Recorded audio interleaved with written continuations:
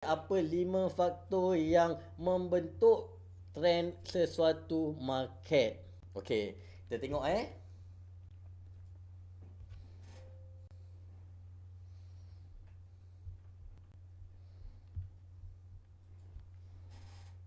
Dah masuk slide. Okey, so untuk yang pertama, apa yang paling utama sekali yang membentuk sesuatu market adalah government. Okey, government sangat mempengaruhi sesuatu market. Okey, kalau kita tengok tengok hari ni pun, hari ni bila mana semalam diumumkan adanya PKP. Okay. So market hari ni terus merah. Dan actually semalam pun dah merah dah. Ya, semalam pun dah mula drop sebab orang dah dah orang kata dah dapat rasa lah, dah dapat hidu yang mungkin akan ada PKP. Sebab kalau tak silap saya dari Jumaat lepas lagi dah ada tersebar kabar angin akan ada PKP untuk beberapa negeri yang kes tinggi. Okay. Okay. So dari hari Isnin market dah mula merah dan hari ni terus lagi jatuh, dan kita pun saya pun tak pasti berapa lama dia akan jatuh, tetapi boleh kita ambil peluang ni untuk kita masuk ke dalam market. Okey. So faktor yang utama mempengaruhi market adalah government. Okey, sebab kalau kita tengok ni history pada 2017. Okey, 2017 masa pembentangan bajet 2018 2018 saya ingat sebab waktu ni diumumkan nak buat MRT 3, nak buat HSR, nak buat ECRL. So market selepas je bajet 2018, iaitu selepas 27 Oktober, market naik naik sehinggalah pada bulan Februari dan Mac market naik. Dan waktu tu 2018 kita dijangka kita waktu tu ada pilihan raya umum. Tapi sebelum pilihan raya tu, bajet pada 2018 tu dia naik dengan sangat tinggilah. Sebab banyak mega project yang di-announce. Okey. Announce diumumkan. Banyak mega project diumumkan. So dia mempengaruhi investor untuk masuk ke Malaysia atau untuk melabur di dalam Malaysia. Okey. Dan juga dia menggerakkan ekonomi lah. Sesama juga pada 2020 maknanya bajet 2021 pada 6 November hari tu.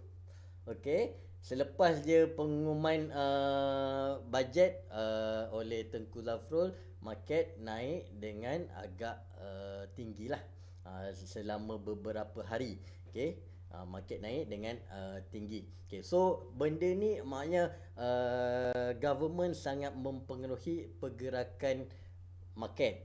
Okey, selain tu kalau kita tengok pada tahun 2020 kita dilanda pandemik COVID-19. Okey, tak ada siapa yang menjangkakan akan ada PKP. Okey, tak ada siapa jangka kita akan duduk rumah berehat tanpa buat apa-apa selama lebih daripada 3 bulan.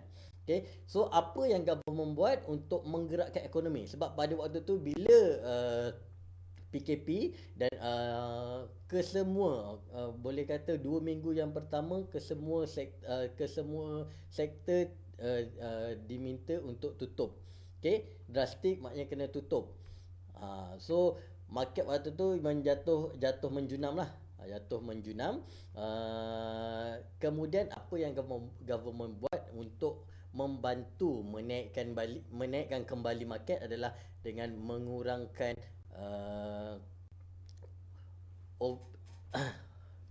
OPR. Okey. So tahun lepas OPR kalau tak salah saya turun sehingga 3 kali revise sebanyak 3 kali. Okey.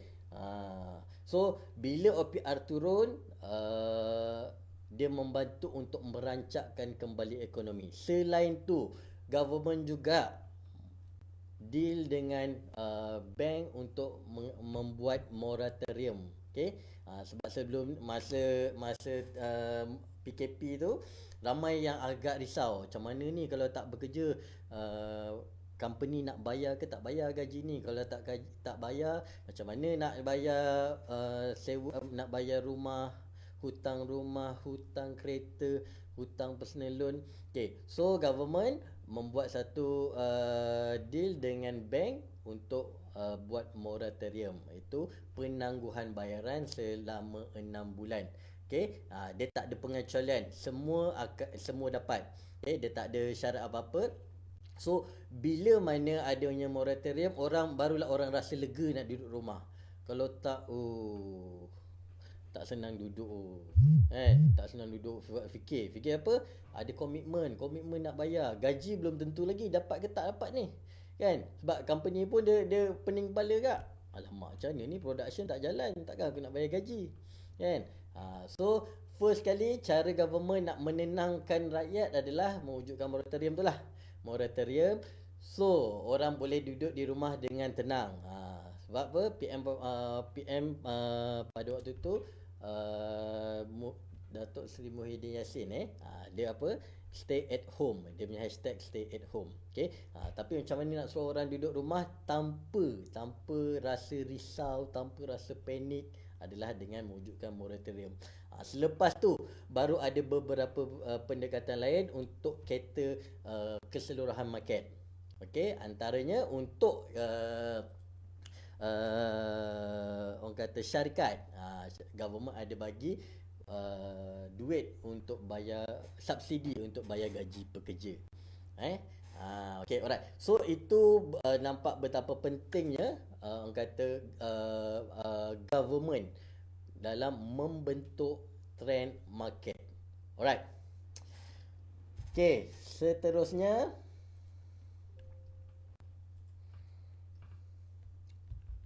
okey, yang kedua kita tengok international transaction. Okey,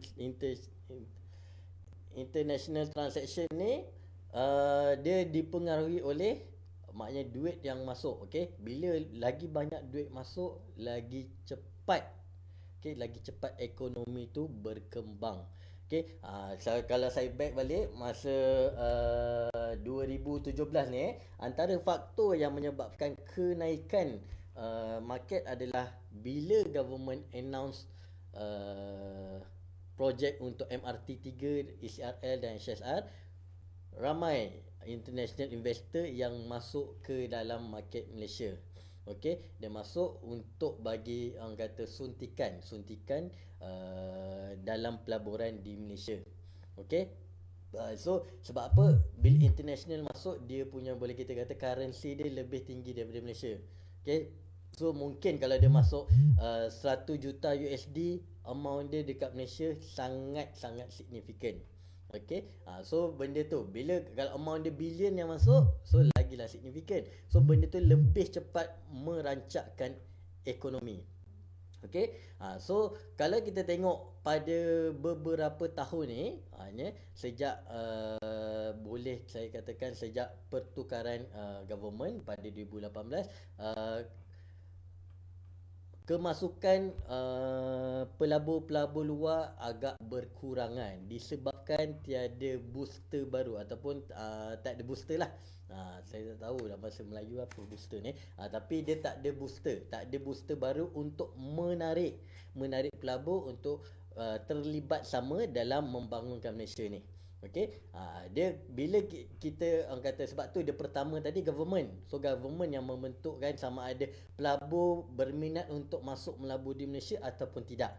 Okey, bila government ada polisi yang sangat menarik, so barulah dia akan menarik pelabur untuk masuk ke dalam Malaysia.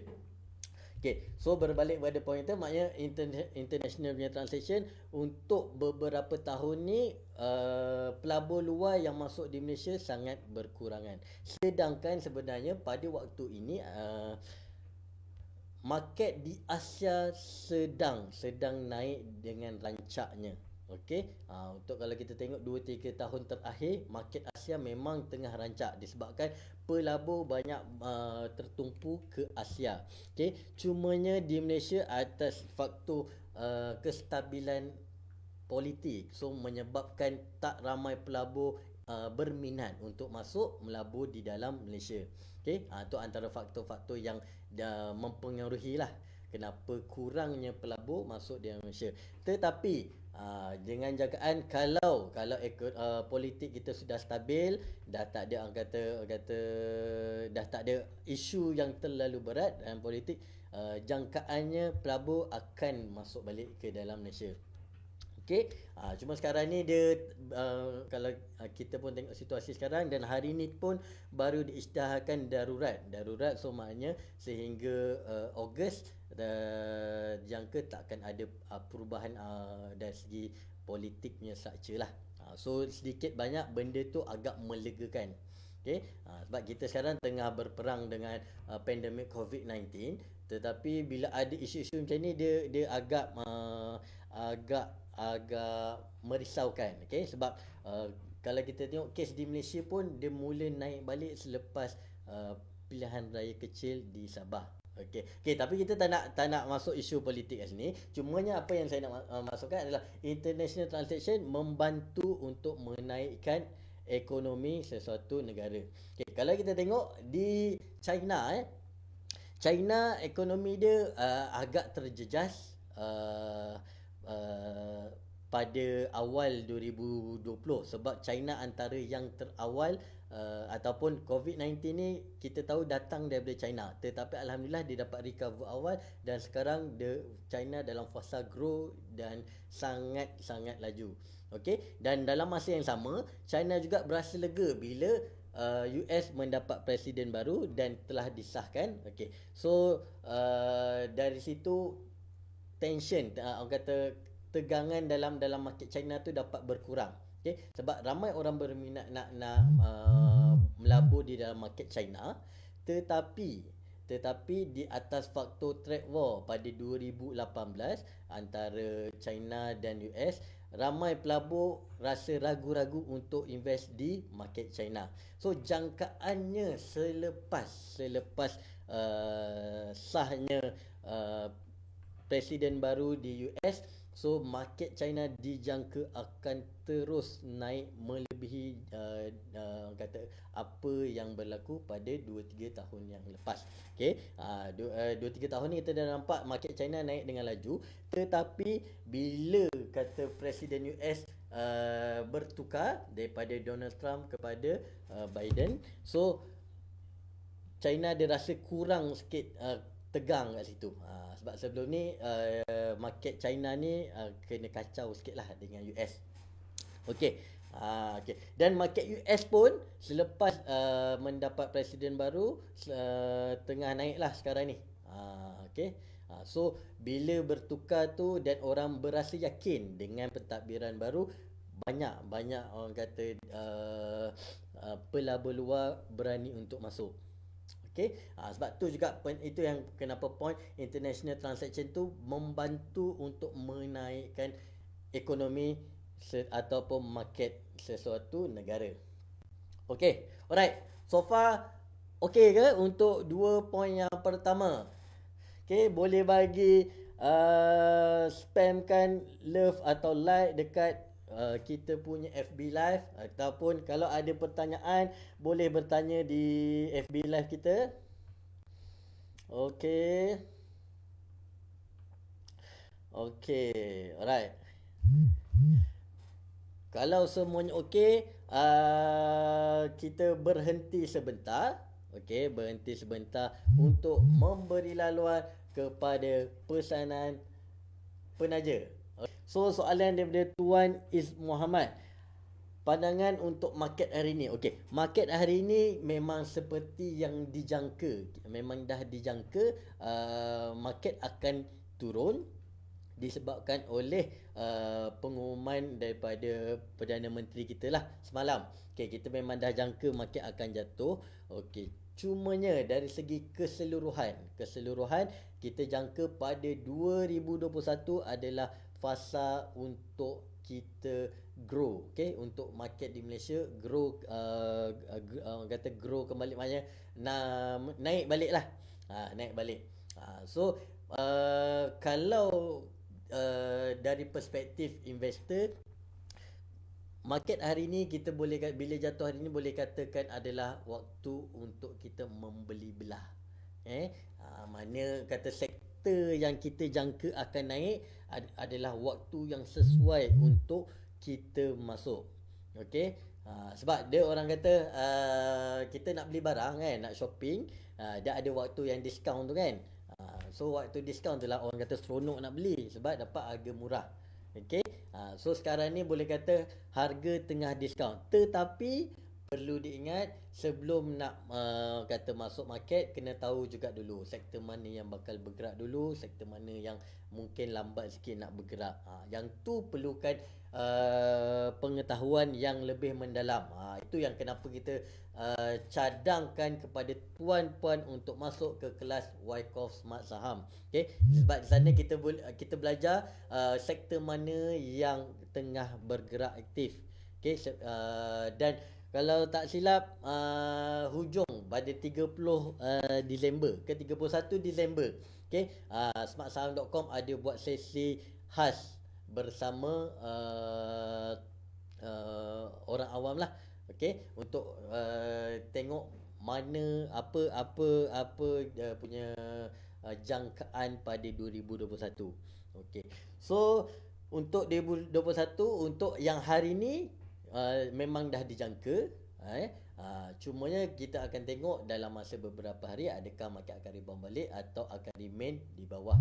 Okey, insyaAllah. Tapi dari segi keseluruhan, insyaAllah kita dalam fasa untuk grow balik. Okey, alright. So saya teruskan pada topik kita pada malam ni. Okey, selain daripada dua tadi, iaitu yang pertama government, faktor daripada polisi kerajaan, dan yang kedua international transaction, okey, kemasukan daripada pelabur luar. Okey, dan yang ketiga adalah speculation dan expectation. Okey, inilah kenapa market jatuh hari ni. Sebab asalnya daripada speculation, maknanya daripada semalam lagi orang dah speculate akan ada PKP. So ramai yang rasa agak panik. Okay. So ada yang dah panik, so dia dah keluar awal-awal.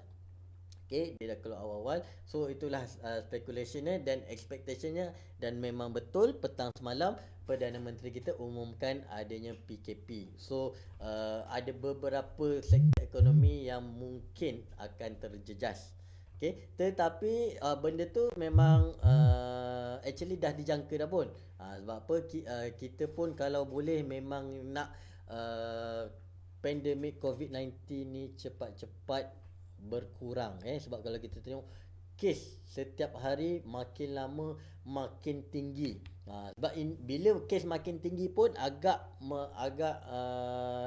negatif untuk market juga. Sebab apa, tak dapat nak menarik pelabur luar jugalah tadi.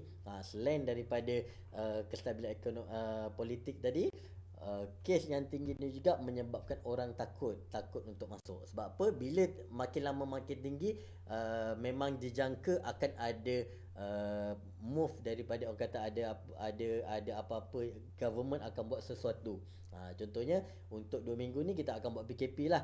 So benda ni memang dijangka lah. Okay, right. So itulah speculation dan expectation. Okay, sama juga kalau kita tengok beberapa minggu lepas ada spekulasi mengatakan vaksin untuk COVID-19 ni dah ada. Okay, so bila kata ada je vaksin ni, walaupun kita pun tak tahu betul ke tidak dah memang ada, tetapi once ada keluar news kata ada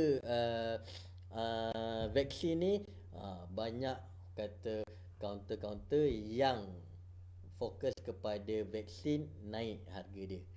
Okay. Alright. So speculation dan expectation ni dia membantu untuk menggerakkan market, tetapi dia hanya akan kekal kalau benda tu memang betul-betul terjadi. Kalau benda tu tak jadi, dia akan back to normal balik. Okay. Alright. So so nak tahu, nak elakkan adalah kita jangan terlalu kata mendengar news-news yang kurang pasti.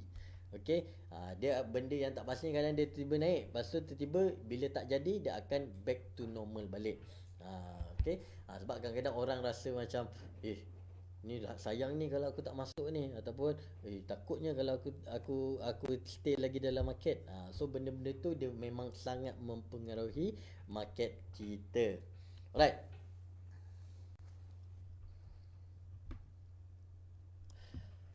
Okey, ada soalan lagi ke? Ah. Okey, seterusnya. Okey.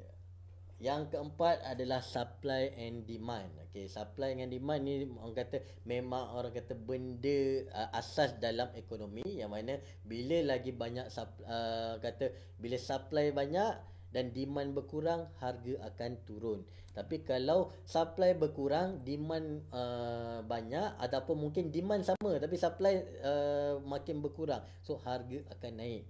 Ini memang orang kata perkara asas dalam ekonomi.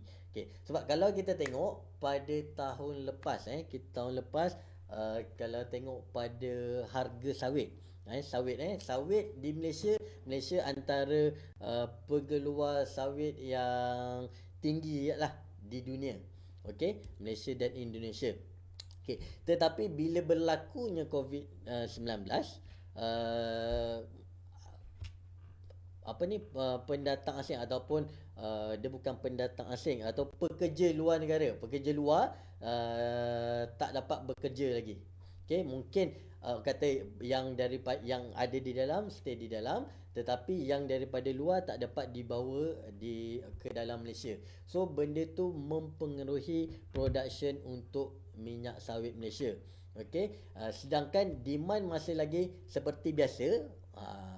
Demand masih lagi seperti biasa, tetapi supply semakin berkurang adalah disebabkan faktor COVID-19 tadi. Yang pertama faktor COVID-19, yang kedua itulah pekerja semakin berkurang, ataupun tak ada pekerja baru yang boleh dibawa masuk. Okey. Alright. So kalau kita tengok kita try tengok dekat kita punya website.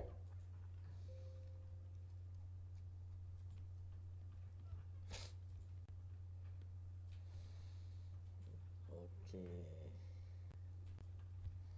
Kita tengok harga.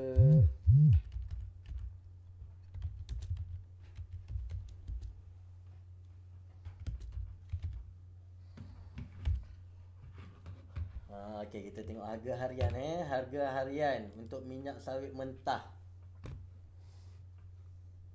Okey, ni kalau kita tengok dah trend daripada 2019, harga secara puratanya lebih kurang 2000 harga 1 tan metrik. Ni untuk 1 tan metrik, harga average dalam 2000, kemudian hujung-hujung tahun naik sikit. Okey, pada 2020 dia berkurang bila mana berlakunya pandemik 19 pada bulan 3, 4 dan paling worst sekali pada bulan 5. Okey, harga berkurang. Ni atas faktor kurangnya supply tadi. Okey, dan demand pun berkurang disebabkan semua negara terjejas. Pada bulan 3, 4, 5 ni boleh kata semua negara terjejas. Okey, bukan hanya Malaysia tetapi satu dunia terjejas disebabkan COVID-19. So bulan 3, 4, 5 supply kurang dan demand pun berkurang. Tetapi bila mana bulan Jun dah mula balik ekonomi bergerak, bukan seperti sedia kala, tetapi dah ada kelonggaran sikit, dan banyak negara pun dah tak buat lockdown. So harga semakin naik, demand semakin naik, tetapi supply still lagi berkurang disebabkan kurangnya tenaga pekerja tadi. Okey, so bila kurangnya supply, harga semakin lama semakin naik, dan pada bulan 11 dan 12 tahun lepas harga peak kepada 3,600. Okey. Dan kita tengok pada 2 2021 sekarang harga tertinggi pada 2021 adalah 3986 pada 7 Januari.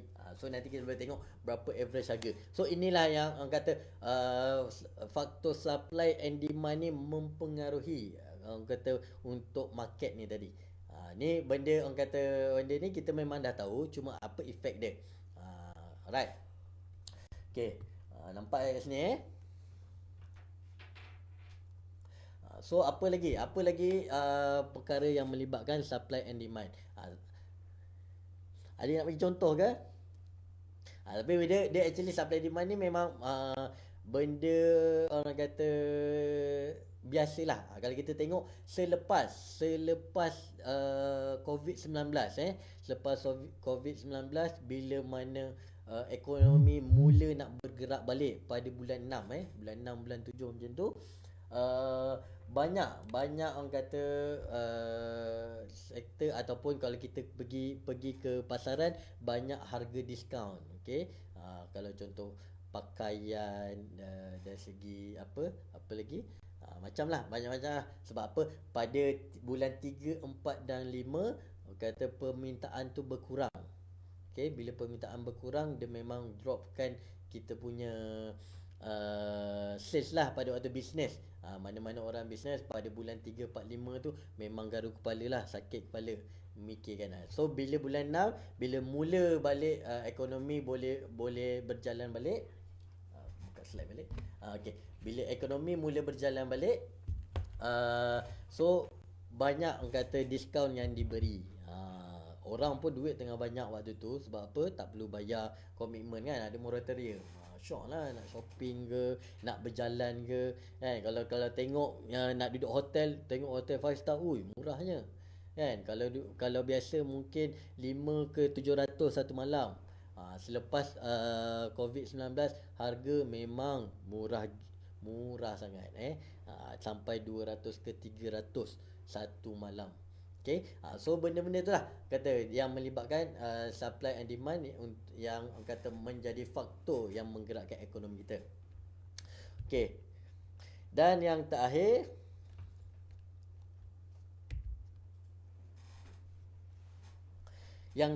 adalah yang menggerakkan ekonomi adalah krisis. Okey, krisis kita boleh bahagikan krisis ni kepada 3 fasa: sebelum, semasa dan selepas. Okey, kalau kita tengok di Malaysia sebelum COVID-19 memang kita di fasa yang tak berapa okey jugalah ekonomi di Malaysia. Tak berapa okey disebabkan tiada booster baru.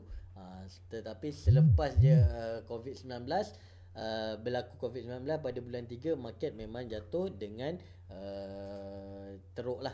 Market jatuh dengan teruk. Tetapi sebelum berlakunya PKP, kita bertukar government. Okay, bertukar government dan ramai yang rasa berpuas hati dengan pentadbiran government masa tu lah. So bila ada beberapa polisi government yang dibuat, alhamdulillah berjaya menaikkan kembali market. Okey, so itu maknanya semasa kita COVID-19 lah. So dia naik, dan sekarang nak kata naik terlalu tinggi pun tak juga, sebab apa, dia still dipengaruhi balik dengan ekonomi tadi, politik tadi. Okey, tetapi kalau kita tengok pada negara lain, kita ambil contoh China tadi masa sebelum COVID-19 dia dalam fasa grow, memang fasa naik. Bila ada COVID-19 still dia jatuh. Tetapi bila benda tu dah selesai ataupun China berjaya mengawal situasi COVID-19 di negara mereka, market terus naik balik seperti biasa. Okey, so krisis memang sangat mempengaruhi ekonomi ataupun untuk menggerakkan ekonomi tu. Okey, kalau ditangani dengan baik, dia akan kembali kepada normal. Tetapi kalau krisis tu tak dapat ditangani dengan baik, dia berkemungkinan dia akan fasa jatuh tu agak lama lah. Kalau kita tengok pun beberapa krisis sebelum ni, contohnya krisis kewangan pada 1998 ataupun pada 2000 kata 2013, okey. So dia ada efek kepada ekonomi, tetapi selepas di tangani dengan baik, market naik balik seperti biasa. Tapi actually waktu krisis ni lah sebenarnya adalah waktu yang sangat sesuai untuk kita masuk ke dalam market. Okey. Kata tadi tu dia ada harga diskaun pada waktu tu. Cuma untuk masuk pada market pada waktu krisis ni perlukan ilmu yang lebih mendalam. Okey. Sebab apa? Tak semua market akan naik serentak pada satu-satu masa. Dia akan ambil masa. Okey. Dan ada sektor juga yang mungkin naik dulu, mungkin ada yang tak naik. Contoh masa krisis, semua market kata sektor boleh kata jatuh, tapi untuk market sektor healthcare di Malaysia kurang terjejas bila berlakunya COVID-19. Okey. So far okey ke dengan penerangan saya pada malam ini? Ada apa-apa soalan?